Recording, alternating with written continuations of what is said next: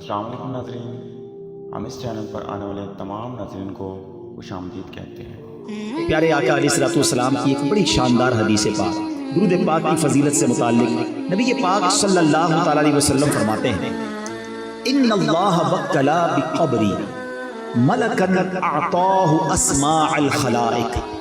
اللہ کے حبیب فرماتے ہیں کہ اللہ کریم نے میری قبر پر ایک فرشتہ مقرر فرمایا ہے جس کو رب کریم نے تمام مخلوق کی آوازیں سننے کی طاقت عطا فرمائی ہے، صرف انسانوں کی نہیں، تمام مخلوق کی آوازیں سننے کی طاقت عطا فرمائی۔ اچھا، یہ تو ہو گیا اس کا لسننگ پاور۔ اب ذرا اس کی نالج دیکھو۔ آقا علیہ الصلوۃ والسلام فرماتے ہیں: فلا یصلی علی احد الی یوم القیامہ، بس جو کوئی شخص قیامت تک مجھ پر درود پاک پڑھتا ہے تو وہ فرشتہ کیا کرتا ہے؟ الا ابلغنی باسمہ و اسم ابی، وہ فرشتہ میری بارگاہ میں اس کا اور اس کے والد کا نام پیش کرتا ہے اور کہتا ہے: ھذا فلان ابن فلان قد صلی علیک، حضور فلاں بن فلاں نے آپ پر درود بھیجا ہے۔ ابھی کمال کی حدیث ہے، دو باتیں اس میں بہت پیاری سیکھنے کو ملیں گی۔ ایک تو انشاءاللہ عقیدے کی بات اور دوسری انشاءاللہ عشق والی بات۔ پہلی بات، اس فرشتے کی ڈیوٹی کیا ہے؟ یہ نبی پاک علیہ الصلوۃ والسلام کے روضے کے باہر، ان کی قبر منور کے باہر ایک دربان ہے، ایک میسنجر ہے جو آقا کو پیغام پہنچانے والا ہے۔ میرا آپ سے سوال یہ ہے کہ میسنجر کی سماعت کا عالم یہ ہے کہ یہاں بیٹھ کر ہم درود پڑھیں وہ وہاں مدینے میں سن لیتا ہے، پوری دنیا میں جو درود پڑھے وہ فرشتہ سن لیتا ہے۔ صرف سنتا نہیں، پڑھنے والے کو ریکگنائز بھی کر لیتا ہے کہ پڑھنے والا ہے کون، اس کا نام کیا ہے، اس کے والد کا نام کیا ہے۔ ذرا بتاؤ، دربان کی سماعت کا عالم یہ ہے تو مصطفیٰ کریم کی سماعت کا عالم کیا ہوگا؟ میرے آقا کے علم کا عالم کیا ہوگا؟ تو اگر آج عاشقان رسول جھوم جھوم کر صلاۃ والسلام میں میرے رضا کا یہ شعر پڑھتے ہیں تو کیا غلط کرتے ہیں کہ دور و نزدیک کے سننے والے وہ کان، دور و نزدیک کے سننے والے وہ کان، کان لعلے کرامت پہ لاکھوں سلام۔ تو یہ تو حدیث پاک سے پتا چل رہا ہے کہ جب دربان مصطفیٰ سب کی آوازیں سن لیتا ہے، وہ سب کے درود سن لیتا ہے، تو میرے آقا کیوں نہ سماعت فرمائیں گے؟ بس دل سے پکارنا ہے، فریاد امتی جو کرے حال زار میں، فریاد امتی جو کرے حال زار میں، ممکن نہیں کہ خیر بشر کو خبر نہ ہو، واللہ وہ سن لیں گے، فریاد کو پہنچیں گے۔ اتنا بھی تو ہو کوئی جو آہ کرے دل سے، بس دل سے پکارنے کی دیر ہے، کام بن جانے ہیں۔ اور اب عشق والی بات کہ دنیا میں دستور ہے کہ آپ جس شخصیت سے محبت کرتے ہو، ریسپیکٹ کرتے ہو، جب آپ کو پتا چلے کہ آپ کا نام ان کے بارگاہ میں لیا گیا، ان کے سامنے لیا گیا ہے، آپ کو بڑی خوشی ہوتی ہے۔ فار ایگزامپل، آپ میں سے ماشاءاللہ بہت سارے وہ لوگ ہوں گے، مختلف پیران عظام سے مرید ہوں گے، کوئی آ کر آپ کو کہے کہ یار آپ کے پیر صاحب کے پاس آپ کا نام لیا گیا، کتنی خوشی ہوگی۔ اچھا، میرا نام لیا گیا؟ سچ بتاؤ کیا بات ہو رہی تھی؟ ذرا دوبارہ سنتے ہیں اس سے، دوبارہ ریپیٹ کرو یار، کیا ذکر ہوا تھا؟ بیکاز یو لو ہم، یو ریسپیکٹ ہم، آپ اچھا لگتا ہے کہ آپ کا نام ادھر لیا گیا۔ مجھے سچ بتاؤ، ایک امتی کے لیے اس سے بڑی کیا سعادت ہوگی؟ وہ ادھر درود پڑھے، ادھر فرشتہ اس کا نام بارگاہ رسالت میں پیش کرے، اور صرف میرا نام نہیں، میرے والد کا نام بھی پیش کرے، اور میں جتنی بار درود پڑھوں اتنی بار پیش کرے۔ میں 100 بار درود پڑھوں، 100 بار میرا نام نبی پاک کے دربار میں جائے۔ دیکھو، دنیا کا بھی دستور ہے کہ جب کوئی فقیر، جب کوئی بھکاری در پہ بار بار آئے نا، ہمارے گھر پر بھی آئے، ہم کہتے ہیں یہ روز آتا ہے، اس کا کام کر دو۔ اللہ اکبر، جس کی حاضری روز بارگاہ رسالت میں لگتی ہوگی، جو دن میں کئی بار درود پڑھتا ہوگا اور فرشتہ اس کا نام دربار رسالت میں پہنچاتا ہوگا، کبھی تو میرے آقا فرشتوں سے فرمائیں گے چلو میرے غلام کا کام کر دیتے ہیں، ہمیں روز یاد کرتا ہے۔ اور کیا خوبصورت بات شاعر لکھتے ہیں، ہمیں تو ایک ہی توجہ چاہیے نا، یاد رکھو اگر اٹھ گئی ایک نظر، بس ہمیں تو ایک توجہ چاہیے، آقا بس ایک بار توجہ فرما لیں، یاد رکھو اگر اٹھ گئی ایک نظر، جتنے خالی ہیں سب جام بھر جائیں گے، پھر سارے کام سیدھے ہو جانے ہیں۔ میرے بھائی یہاں بیٹھے ہوں گے جو مشکل میں ہوں گے، پریشانی میں ہوں گے، بیماری میں ہوں گے، قرضے میں ہوں گے، گھبراؤ نہیں، درود پڑھتے رہا کرو، نبی پاک کی توجہ ہونے کی دیر ہے۔ امام عشق و محبت اعلیٰ حضرت سمجھاتے ہیں، پریشان ہونا، ڈیفیکلٹی میں ہو، سنو، قسمت میں لاکھ پیچ ہوں، 100 बल 1000 कच, किस्मत में लाख पेच हो 100 बल 1000 कच। आका ये सारी गुत्थी एक तेरी सीधी नजर की है, बस नबी पाक की नजर पड़ने की देर है, सारे काम सीधे हो जाने हैं। तो मैं भी नियत करूं, आप भी नियत करें कि रोजाना कसरत से दुरूद पाक पढ़ेंगे। प्यारे इस्लामी भाइयों, मेरे आका अलैहिस्सलातु वस्सलाम की विलादत बासआदत, जरा सोचिए जब प्यारे आका इस दुनिया में तशरीफ लाने वाले थे, ये वो वक्त था जब कुफ्र का अंधेरा था, जहालत का अंधेरा था, और नबी पाक ऐसा नूर बनकर आए कि जिसने दुनिया का रंग ही बदल दिया। नबी पाक जब तशरीफ लाए तो इस्लाम का नूर ऐसा फैला कि जिसने सारे आलम को रोशन कर दिया। दुनिया का दस्तूर है, जब कोई अहम इवेंट होने वाला होता है ना, उसकी अनाउंसमेंट की जाती है। अच्छा, जैसा इवेंट ऐसी अनाउंसमेंट। तो जब रब के हबीब ने आना था, जिनके सबब कायनात बनी है, याद रखिएगा नबी पाक अलैहिस्सलातु वस्सलाम वजह तख्लीक़े कायनात हैं। He is the reason of the all creation। और ये हदीस कुदसी में है, अल्लाह फरमाता है, ए महबूब मैं तुम्हें ना बनाता तो ये कायनात ना बनाता। जब भी तो आला हज़रत कहते हैं ना, ज़मीन व ज़मां तुम्हारे लिए, मकीन व मकान तुम्हारे लिए, चुनीन व चुना तुम्हारे लिए, आका बने दो जहां तुम्हारे लिए। तो ये कायनात नबी पाक के लिए बनी है। तो अब आपकी आमद का वक्त था, तो एक ऐसा अनाउंसमेंट दुनिया में हुआ, ऐसे वाकयात होने लगे कि दुनिया को गोया झंझोड़ दिया गया। नबी पाक अलैहिस्सलातु वस्सलाम की विलादत से 55 दिन पहले, जरा तवज्जो रखिएगा, मैंने ये बात आपसे थोड़ी देर बाद दोबारा पूछनी भी है, ये जुमला याद रखिएगा कि आका अलैहिस्सलातु वस्सलाम की विलादत से 55 दिन पहले एक बड़ा कमाल का वाकया हुआ। और ये वाकया क्या था? यमन का बादशाह था अबरहा। उसने एक प्लान किया कि ये मुसलमान काबे का तवाफ क्यों करते हैं, काबे में जाकर हज क्यों करते हैं, क्यों ना मैं काबे को ही गिरा देता हूं और माद अल्लाह उसको तहस नहस करके उसके पत्थर लेकर यमन में काबा बना लूंगा, फिर ये सारे लोग मेरे पास आएंगे। अब उसने प्लान क्या किया कि मक्के पर अटैक करने के लिए, देखिए उस जमाने में तो जो लड़ाई होती थी वो घोड़ों पर और ऊंटों पर होती थी, वो हाथियों का लश्कर लेकर चला गया। जरा सोचिए कि हाथियों का मुकाबला घोड़े वाले और ऊंटों वाले कैसे कर सकते हैं।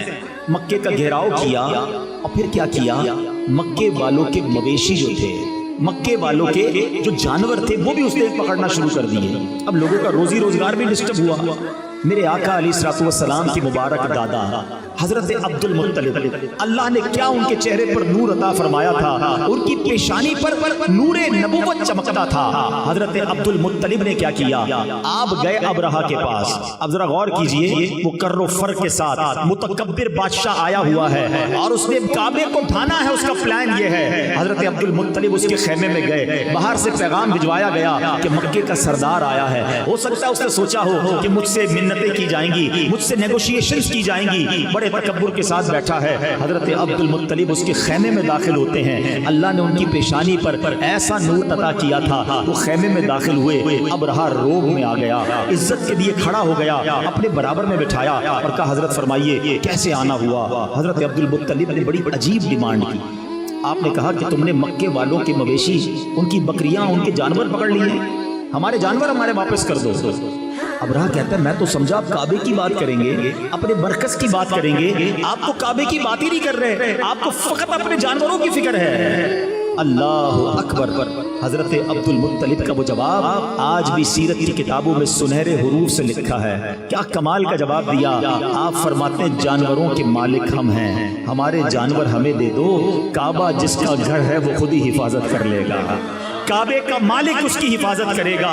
अबरहा को बात समझ न आई, वो समझने लगा कि लगता है कंफ्यूज हो गए हैं, लगता है डर गए हैं, जानवर छोड़ दिए गए। हजरत अब्दुल मुत्तलिब ने अजब अनाउंसमेंट किया, मक्के वालों से कहा सारे लोग अपने जानवर लें और पहाड़ों पर चले जाएं। आज जो मक्के शरीफ गए हैं उन्हें पता है काबे के गिर्द पहाड़ हैं, अब तो कई पहाड़ तोड़ दिए गए, होटल्स बना दिए गए, मगर उस जमाने में सिर्फ पहाड़ी पहाड़ थे। थोड़ा सा इमेजिनेशन करें, सिर्फ काबा है, हरम शरीफ नहीं बना, बल्कि चारों तरफ طرف پہاڑ ہیں. مکے والے سارے پہاڑوں پر چلے گئے. nobody dared to resist. کوئی وہاں پر رکاوٹ لینے کے لیے تیار نہیں ہے. فقط حضرت عبد المطلب اب کعبے پر جاتے ہیں, کعبے کی دیوار کو تھامتے ہیں اور وہ رکعت انگیز دعا کرتے ہیں کہ اے رب کریم, اے کعبے کے مالک, آج تجھے اپنی قدرت کا نظارہ دکھانا ہے. آج ان ظالموں کو تو نے بتانا ہے کہ تو اور تیرے ماننے والے حق پر ہیں. آپ رکعت انگیز دعائیں کرتے رہے, اللہ کو پکارتے رہے, اور اس کے بعد آپ بھی کعبے کے سے دور ہو کر پہاڑ پر چلے گئے. یہ کیسا حملہ تھا کہ شہر میں کوئی حفاظت کے لیے کھڑا نہیں تھا, فقط کعبہ ہے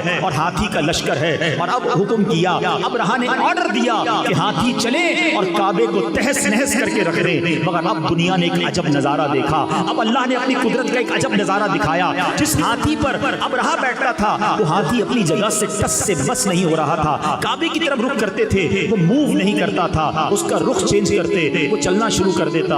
اور اب اللہ کریم نے اس کے مقابلے کے لیے کیا بھیجا؟ دنیا کا دستور ہے, آرمی کا مقابلہ آرمی کرتی ہے, نیوی کا مقابلہ نیوی کرتی ہے, ایئر فورس کے لیے ایئر کرافٹ بھیجے جاتے ہیں. اب ہاتھی ہیں اور مقابلے کے لیے بھیجا کیا ہے میرے رب نے؟ مٹھی میں آنے والا پرندہ ابابیل. ارے چیل جتنا پرندہ بھی کوئی نہ بھیجا, رب نے ابابیل کے لشکر بھیجے جو خود مٹھی میں آ جاتا ہے, جس کا اپنا وزن چند گرام ہے. بتاؤ اس کی چونچ اور اس کے پنجوں میں کتنا بھاری کنکر ہوگا, کتنے چھوٹے سے کنکر ہیں. مقابلہ ہاتھی سے ہے. اللہ اکبر. رب کریم نے اپنی قدرت کا کیسا نظارہ دکھایا. اور آج لوگ کہتے ہیں کہ فلاں سپر پاور نے جناب بڑے گائیڈڈ میزائل بنا لیے ہیں, ٹارگٹ سیٹ کر دو, میزائل جا کے وہی ہٹ کرتا ہے. اللہ اکبر. آؤ میں بتاتا ہوں, 1450 سال پہلے میرے رب نے ابابیل کے ان پنجوں میں کیسے گائیڈڈ میزائل دیے تھے. ہر کنکر پر ہاتھی سوار کا نام لکھا تھا, اس سوار کا نام موجود تھا. اب یہ جب لشکر آتے ہیں اس کے بعد کیا ہوتا ہے؟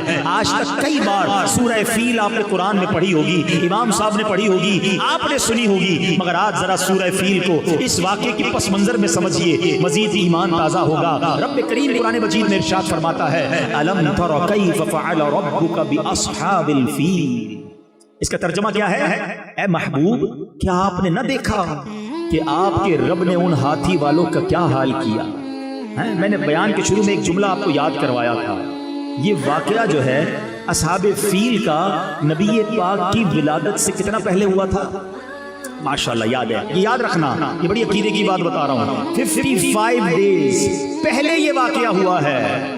اور اللہ قرآن میں اپنے حبیب سے کہہ رہا ہے, اے محبوب آپ نے نہ دیکھا؟ الم تر کیف. آقا تو دنیا میں تشریف ہی نہیں لائے تھے, اور رب اپنے حبیب سے کہہ رہا ہے, اے محبوب آپ نے نہ دیکھا.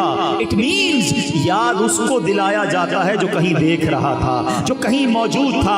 اللہ اکبر. اب وہ حدیث پاک سنو کہ اللہ کے حبیب فرماتے ہیں, میں اس وقت بھی نبی تھا جب حضرت آدم پانی اور مٹی کے درمیان تھے. میرے آقا کے نور کو اللہ نے اپنے نور سے پیدا فرمایا. پیارے آقا نے پوچھا, ہے جبریل تم نے تو سارے نبیوں کی بارگاہ میں حاضری دی ہے, سب سے ملاقات کی ہے, بتاؤ نا کسی کو میرے جیسا بھی پایا, تمہیں میرے بارے میں کیا کہتے ہو؟ اللہ اکبر. جبریل امین جنہوں نے تمام انبیاء کی خدمت میں حاضری دی, کیا کہتے ہیں؟ چلو یہی بات بریلی کے تاجدار کی زبانی سن لو. امام عشق و محبت کہتے ہیں, یہی بولے سدرا والے چمنے جہاں کے تھالے ہیں, یہی بولے سدرا والے چمنے جہاں کے تھالے, سبھی میں نے چھان ڈالے, آقا تیرے پائے کا نہ پایا, تجھے یک نے یک بنایا. اللہ اکبر. جبریل امین کہتے, حضور آپ جیسا میں نے کائنات میں کوئی اور نہیں دیکھا. سارے نبیوں کی بارگاہ میں جبریل امین نے حاضری دی ہے, کسی کی بارگاہ میں 5 بار, کسی کی بارگاہ میں 10 بار, کچھ انبیاء کی بارگاہ میں 100 بار. آؤ میں بتاتا ہوں کہ نبی پاک کے دربار میں جبریل امین کتنی بار آئے, اور یہ فقط عرصہ کتنی دیر کا ہے. 23 سال کے عرصے تک حاضریاں رہی. 40 سال کی عمر میں پہلی وحی ہوتی ہے. 63 سال کی عمر میں نبی پاک دنیا سے پردہ فرماتے ہیں. 23 ایئرز میں جبریل امین 24,000 بار نبی پاک کی بارگاہ میں حاضر ہوتے. 24,000 بار. کیوں؟ سدرۃ المنتہا سے 7ویں آسمان سے بھی اوپر روز آنا ہے اور کئی بار آنا ہے. مولانا حسن ندیٰ خان صاحب راز سے پردہ اٹھاتے ہیں کہ وجہ کیا ہے, اتنی بار کیوں آتے ہیں؟ فرماتے ہیں, بے لکائے یار ان کو چین آ جاتا اگر. کہتے نبی پاک کے دیدار کے بغیر انہیں چین ہی نہیں آتا تھا. ایک بار جلوہ جانا دیکھ لیا تھا, اب بار بار آقا کی یاد ستاتی تھی.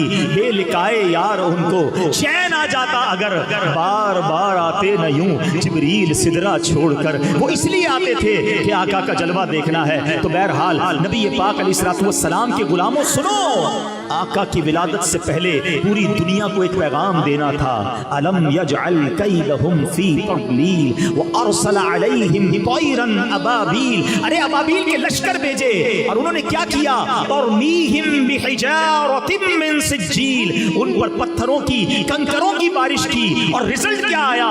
فجعلہم کعصف مأکول، انہیں چبائے ہوئے بھس جیسا بنا کر رکھ دیا، پرخچے اڑ گئے۔ ان کنکروں نے وہ کام کیا جو بڑے بڑے میزائل نہ کر سکتے تھے، ہاتھی سوار، اور ان ہاتھیوں کا نام و نشان باقی نہ رہا۔ گویا پوری دنیا کو یہ میسج دینے والا تھا، آئی نئی حکومت، سکہ نیا چلے گا، آئی نئی حکومت، سکہ نیا چلے گا، عالم نے رنگ بدلا، صبح شب ولادت۔ اور ایک واقعہ نہیں ہوا، نبی پاک جس سال دنیا میں تشریف لائے عرب میں بارشیں ہوئیں، خوب سبزہ ہوا، جانور فرما ہو گئے۔ روایتوں کے الفاظ ہیں اتنے موٹے ہو گئے ایسا لگتا تھا چربی سے پھٹ نہ جائیں۔ جتنے قافلے تجارت کو گئے سب نفع کر کے واپس آئے۔ اچھا پیارے آقا علیہ السلام کی آمد کے وقت ایک اور بڑا کمال کا واقعہ ہوا۔ کفر کے جتنے ایوان تھے نا، سب کو میسج گیا، سب کو بتایا گیا کہ نبی پاک کی آمد ہونے والی ہے، سچے دین کے رکھوالے کی آمد ہونے والی ہے۔ کعبے میں بت تھے، وہ اوندھے گر گئے۔ ایک آگ جلائی تھی فارس ایران میں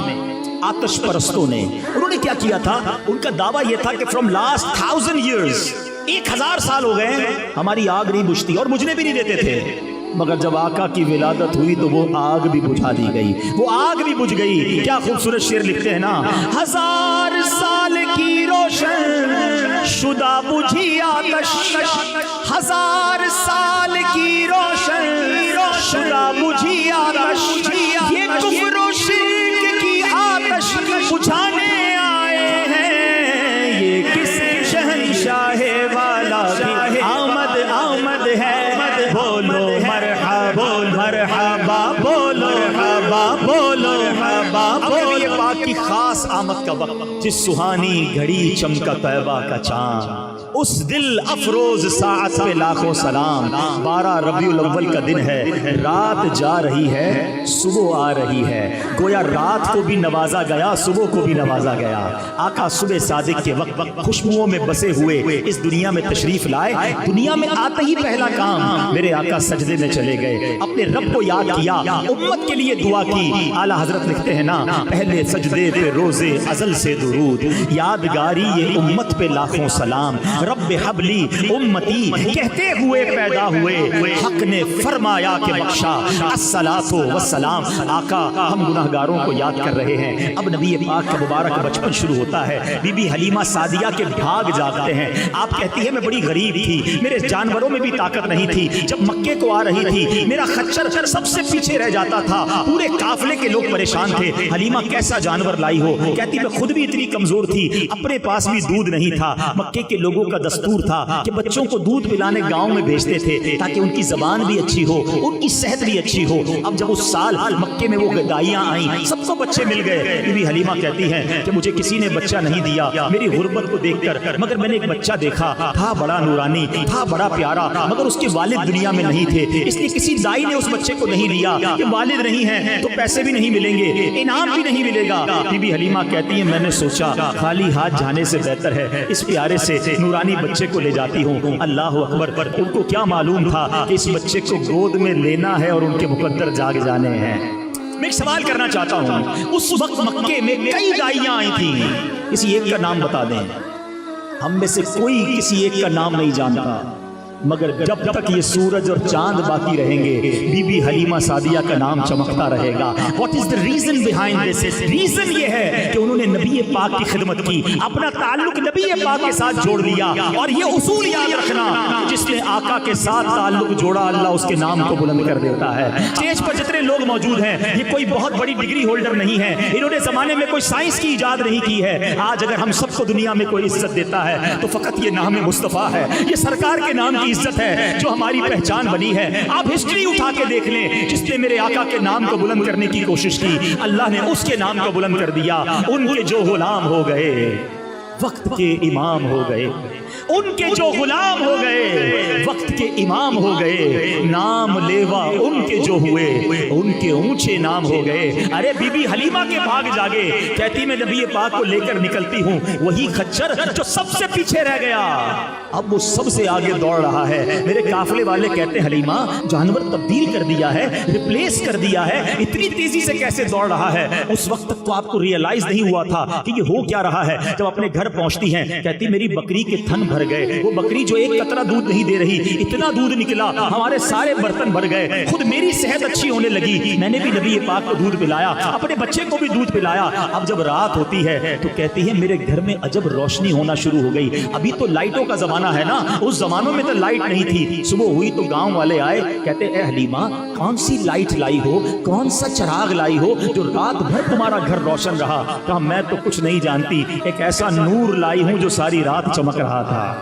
اور حلیمہ آپ سب کو کیا کہہ رہی ہیں؟ یہ کہتی تھی گھر گھر میں جا کر حلیمہ میرے گھر میں خیر الورا گئے ہیں، بڑے موج پر میرا مقدر، میرے گھر حبیب خدا گئے۔ اب ان کی زندگی کا امیزنگ دور شروع ہو گیا۔ میں اپنے موضوع کی طرف آتا ہوں۔ اب پیارے آقا علیہ الصلوۃ والسلام نے دیکھا کہ جو آپ کے رضائی بھائی بہن تھے وہ صبح کہیں چلے جاتے تھے۔ آپ نے پوچھا بی بی حلیمہ سے کہ امی جان میرے بھائی بہن کہاں جاتے ہیں؟ کہا وہ بکریاں چرانے جاتے ہیں۔ کہا میں بھی ان کے ساتھ جاؤں؟ نبی پاک ان کے ساتھ بکریاں چرانے چلے جاتے ہیں۔ ایک دن وہ بچے دوڑتے ہوئے آئے خوف زدہ اور کہا کہ امی جان غضب ہو گیا، کیا ہوا؟ کہا ہمارے بھائی کو کچھ لوگ آئے اور انہوں نے سینہ چیرا اور اس کے بعد وہ چلے گئے۔ بی بی حلیمہ سعدیہ بھی گھبرا گئی کیونکہ نبی پاک علیہ الصلوۃ والسلام تو بی بی آمنہ کی امانت تھے نا، وہ دوڑتی ہوئی اس جگہ پر گئی اور جب وہاں جاتی ہیں تو دیکھا نبی پاک علیہ الصلوۃ والسلام ایک جگہ گم سم بیٹھے۔ کہا بیٹا کیا ہوا؟ سرکار دو عالم علیہ الصلوۃ والسلام فرماتے ہیں کہ 4 لوگ آئے جن کے سفید لباس تھے، میرا سینہ چاک کیا، اس میں کچھ داخل کیا اور سینہ بند کر دیا، کوئی نشان نہیں ہے، کوئی تکلیف نہیں تھی۔ آج سائنس نے ترقی کی ہے، اوپن ہارٹ سرجری ہو رہی ہے۔ سنو 1450 سال پہلے میرے آقا کی اوپن ہارٹ سرجری ہوئی، اس کو کہتے شق کے صدر۔ فرشتوں نے نور مبارک سینہ مبارک میں اور نور کو داخل کیا۔ بی بی حلیمہ سعدیہ جو ہیں وہ پیارے آقا کو لے کر بی بی آمنہ کے پاس آئیں کہ اے بی بی آپ اپنے بچے کو واپس لے لیں، مجھے ایسا لگتا ہے کوئی جنات یا کوئی جادو کا مسئلہ ہے۔ بی بی آمنہ کہتی میرے بیٹے کو کچھ نہیں ہو سکتا، جب یہ پیدا ہوا تھا مجھے بہت ساری بشارتیں دی گئی ہیں، میرے بیٹے کو کچھ نہیں ہو سکتا۔ بہرحال میرے پیارے اسلامی بھائیوں یہ معجزہ ہے نبی پاک علیہ الصلوۃ والسلام کا، اور یہ ایک بار نہیں یہ 4 بار ہوا ہے۔ نبی پاک کا شق کے صدر کیا گیا، ایک تو یہی 2-3 سال کی عمر میں، ایک 10 سال کی عمر میں، جب جوانی قریب آتی ہے انسان پر جوانی کے معاملات آتے ہیں، نبی پاک کے قلب اقدس میں اس وقت بھی نور داخل کیا گیا۔ 3rd ٹائم جب پہلی وحی کا نزول ہونا تھا 40 ایئرز کی ایج میں، جب پہلی قرآن نازل ہونا تھا اور قرآن کا بوجھ قلب مصطفیٰ وہ برداشت کر سکے، مزید قوت دینے کے لیے ایک بار پھر شق کے صدر کیا گیا اور نور داخل کیا گیا۔ اور 4th ٹائم یہ کب ہوا کہ جب نبی پاک کو سفر معراج پر جانا تھا، اللہ کی بارگاہ میں جانا تھا، وہ تجلی دیکھنی تھی جس کی ایک جھلک دیکھ کر حضرت موسیٰ بے ہوش ہو گئے تھے، اور میرے آقا نے رب کا اپنی آنکھوں سے دیدار کیا، کلام بھی کیا، قلب مصطفیٰ میں نور داخل کیا گیا۔ کیسا دل اقدس ہے کہ امام عشق و محبت لکھتے ہیں آقا تو جو چاہے تو ابھی میل میرے دل کے دھلیں، تو جو چاہے تو ابھی میل میرے دل کے دھلیں، یہ خدا دل نہیں کرتا کبھی میلا تیرا۔ میرے آقا کے نورانی دل کا اللہ ہمیں صدقہ عطا فرمائے۔